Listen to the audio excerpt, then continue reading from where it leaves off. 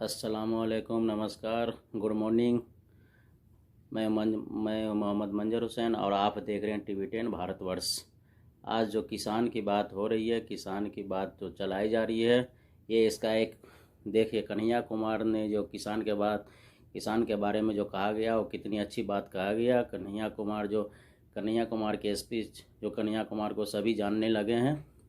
कन्हैया कुमार वो वही JNU Jawaharlal Nehru university के पूर्व अध्यक्ष रह चुके हैं, स्टूडेंट यूनियन का।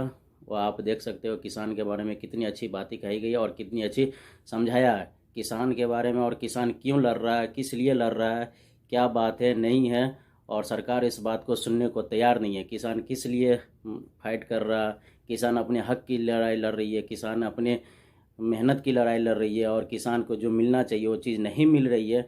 इसके लिए कन्हैया कुमार ने क्या चीज़ बताया है। कन्हैया कुमार के स्पीच सुन करके आप जो सोच सकते हैं वो सब भूल जाइएगा कि ये कन्हैया कुमार क्या बोल रहे हैं।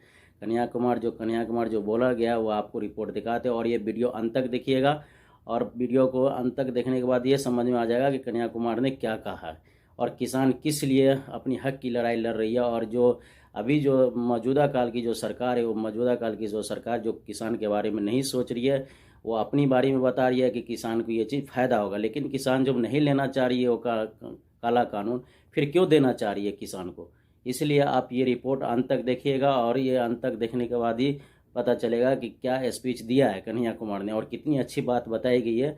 चलिए तो इस रिपोर्ट को जो है आपको दिखाते हैं। अरे हमारे पिताजी गृह मंत्री थोड़ी हैं कि हम BCCI का सेक्रेटरी बन जाएंगे। जया शाह के पप्पा देश के गृह मंत्री हैं, तो वो BCCI के सेक्रेटरी बन गए। हम तो गरीब घर में पैदा हुए हैं, हम तो पढ़ाई लिखाई करेंगे, नौकरी करेंगे, नेतागिरी करने का फुर्सत है हमको। प्रधानमंत्री जी से कोई व्यक्तिगत दुश्मनी नहीं है। दिक्कत ये है कि हम आपके टैक्स के पैसे से इस बात को पढ़ लिख करके समझ गए कि ये आदमी देश का चौकीदार नहीं है, ये अंबानी का दरबार है।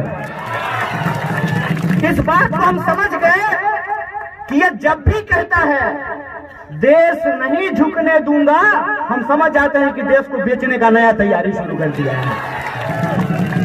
एक बात हमको सोच करके बताइए, कहते हैं कि किसानों की भलाई के लिए कानून लाए हैं। आए बाप, कैसा भलाई है कि किसान कह रहा है नहीं बाबूजी हमको ही भलाई नहीं चाहिए, माए बाप अपना भलाई अपने पास रख लीजिए।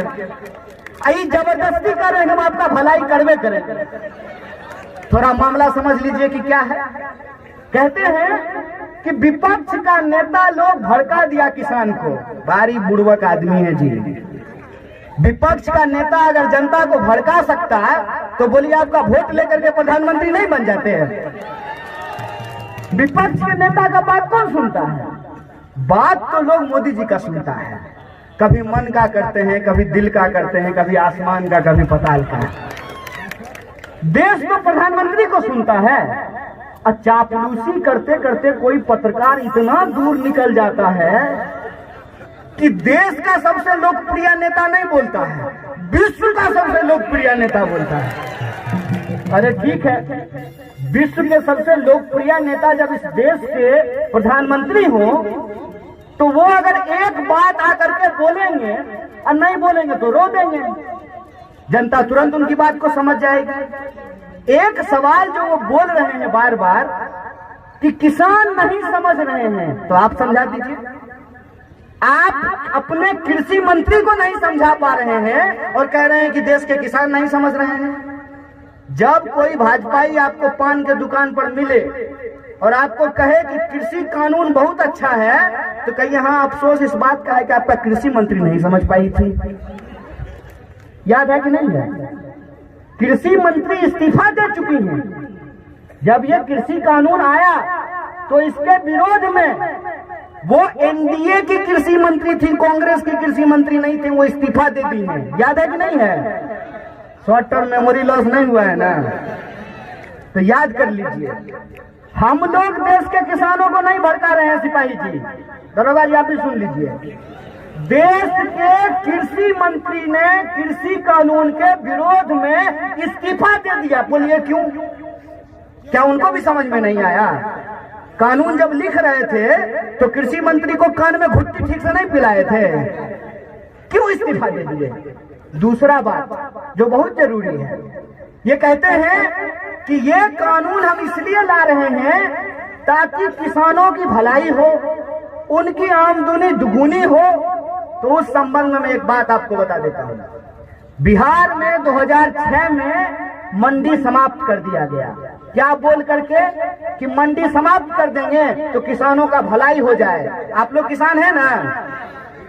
2006 में मंडी समाप्त हो गया, आपका भलाई हुआ। इसका मतलब यह जो सरकार कह रही है कि मंडी समाप्त कर देने से किसानों की भलाई हो जाएगी, तो आपको लगता है कि भलाई होगी? तो फिर कानून लाया क्यों गया है, ये तो समझना पड़ेगा ना।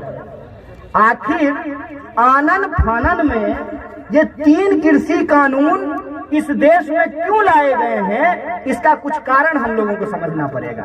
पहला बात तो ये, जो दुकान के बाहर बड़का बड़का बोर्ड लगा होता है सेल सेल सेल, तो बुतरू लेकर के जो बच्चा लेकर के जो माए बाप जाते हैं बाजार, तो सेल लिखा हुआ दुकान सब पहले घुस जाते हैं।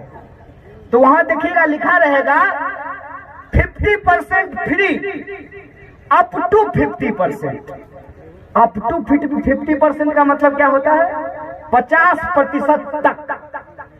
अब बड़का बड़का जो है ऐड आता है अखबार में कि 30,000 में ही मोटरसाइकिल मिलेगा, हर एक माल 10 रुपया। 30,000 में मोटरसाइकिल मिलेगा और स्टार लगा करके अखबार के कोना में तनी तनी को अक्षर में एकदम माखी मुंडी जैसा लिखा रहता है, शर्तें लागू। कभी आप सोचे हैं कि ये 3 कानून एक साथ क्यों लाया गया है? अरे किसानों की भलाई करनी थी तो एक वो कानून ला करके एकदम भरपेट भलाई कर देते किसान का। ये 3 कानून साथ में क्यों लाया गया है? असल खेल यहीं पे है। पहला कानून में ये कह रहे हैं कि मंडी समाप्त कर देंगे, दूसरा कानून में कह रहे हैं कि किसानों के खेत को ठेका पे दे देंगे, और तीसरा कानून में ये कह रहे हैं कि अब एसेंशियल कमोडिटी मतलब आवश्यक वस्तुओं की भी काला बाजारी जायज होगी। समझे? अब समझ लीजिए खेला। पहला में कह रहा है कि मंडी समाप्त हो जाएगी, मतलब एमएसपी की गारंटी करना सरकार की जिम्मेवारी नहीं है। प्रधानमंत्री जी आए, बांह समेट करके पार्लियामेंट में बोले एमएसपी था, है और रहेगा। हे गुरुदेव, लिख दीजिए एक लाइन कानून में, क्या दिक्कत है? एक लाइन कानून में लिख देने में क्या दिक्कत है? प्रधानमंत्री जी के शब्दों में कि एमएसपी था, है और रहेगा। क्यों नहीं लिख रहे हैं? यहीं पे खेल है। खेल ये है कि मिनिमम सपोर्ट प्राइस है, ये मिनिमम सेलिंग प्राइस नहीं है। जूता के दुकान में जब आप जाते हैं तो आप जूता का दाम तय करते हैं कि दुकानदार तय करता है? बोले कौन तय करता है? किसान अपने फसल का दाम तय कर सकता है? क्यों? टमाटर आप अपने खेत से तोड़ लीजिएगा। हम फैशनेबल के सामने हैं गुरु, हम खेती किसानी देखे हैं। टमाटर आप अपने खेत से तोड़ लीजिएगा, बाजार लेकर के जाइएगा, बाजार में जो आपको कीमत मिलेगा उसी कीमत पे आप बेच करके लाइएगा। आपके पास कोई उपाय है? टमाटर को कितना दिन आप घर में रख सकते हैं? टमाटर जो है काला धन तो नहीं है कि उसको गद्दा के नीचे रख देंगे 4-5 साल के लिए, नहीं रख सकते हैं ना। तो टमाटर का दाम हम नहीं तय करेंगे। टमाटर का दाम कौन तय करेगा? खरीदने वाला तय करेगा। इसीलिए सरकार ने ये कानून बनाया था, जिसके बारे में पूर्व कृषि मंत्री आपको बता रहे थे कि मिनिमम सपोर्ट प्राइस तय किया गया कि जिसको खरीदना है खरीदे, कोई दिक्कत नहीं है, लेकिन मिनिमम सपोर्ट प्राइस से कम पे खरीद नहीं होगी। इसका क्या मतलब होता है? इसका यह मतलब होता है कि बीएसएनएल अगर रहेगा ना तो जियो जबरदस्ती धनाधन नहीं कर पाएगा। ये समझ लीजिए। अगर सरकारी स्कूल रहेगा तो जबरदस्ती प्राइवेट स्कूल आपके कॉलर को पकड़ करके आपके बेटा से टाई का दाम नहीं वसूल पाएगा। अगर सरकारी रेलवे रहेगा तो जबरदस्ती बस वाला आपके साथ रंगबाजी नहीं कर पाएगा।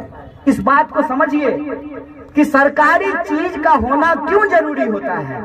सरकारी चीज का होना इसलिए जरूरी होता है कि सरकारी चीज के दाम के अनुपात में ही प्राइवेट वालों को अपना दाम रखना पड़ता है।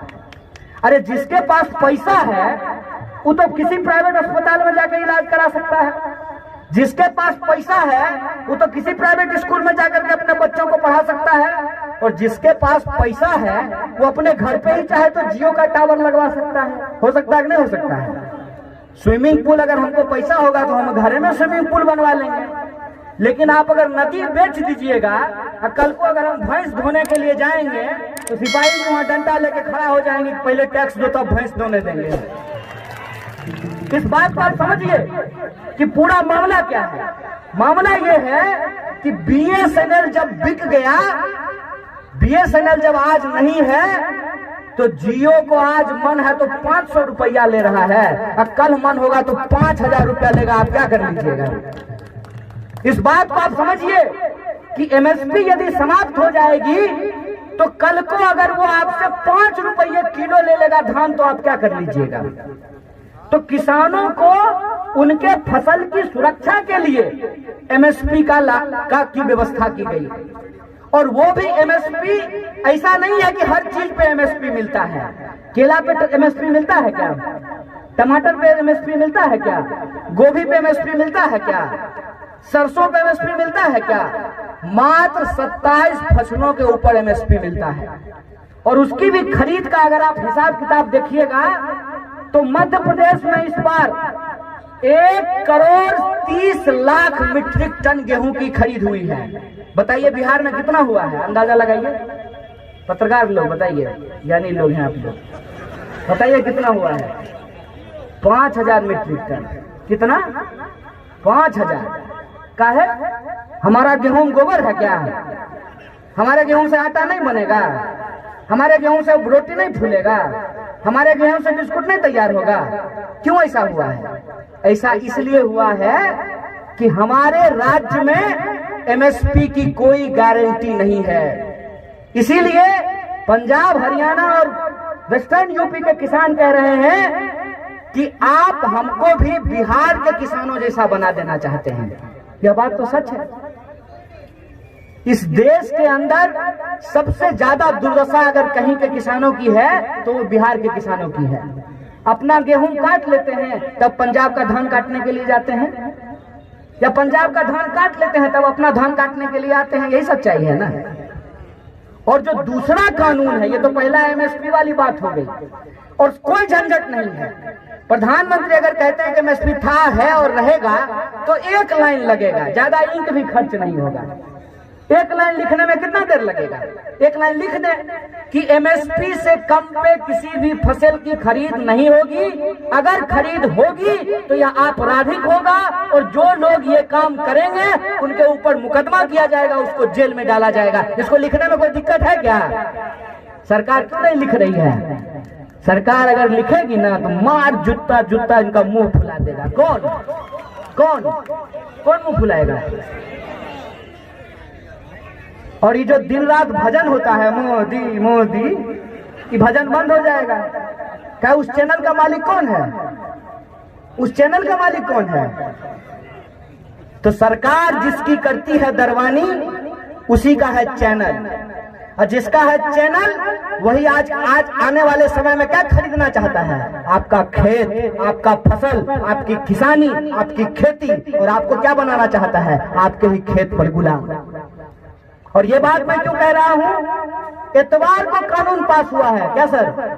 इतवार को कानून पास हुआ है, और जिस दिन कानून पास हुआ है उससे 2 दिन के बाद रिलायंस रिटेल ने 50,000 करोड़ का अपना शेयर बेचा है। कितना? क्या को सुनना हुआ? 50,000 करोड़ का। क्या को सुनना हुआ? गिनती कर लीजिएगा। 50,000 करोड़ का शेयर बिका है। किसका? रिलायंस रिटेल का। पूर्णिया में को रिलायंस रिटेल का दुकान देखे हैं? एगो एडवांस जिला है तब आप। 2 गो लोग कितना है यहाँ पे? 3 गो।